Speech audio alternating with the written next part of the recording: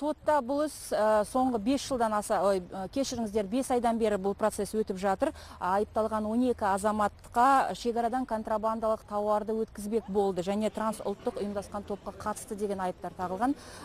Бүгін судья жаңағы сіздер көрген жанжалдан кейін барлық қатысушыларды сыртқа шығарып жіберді. 40 минуттай үзіліс жариялады. Кейін тек адвокаттарды, сосын қорғаушылар мен журналистерді кіргізіп, үкімді оқуды ары қарай жалғастырды.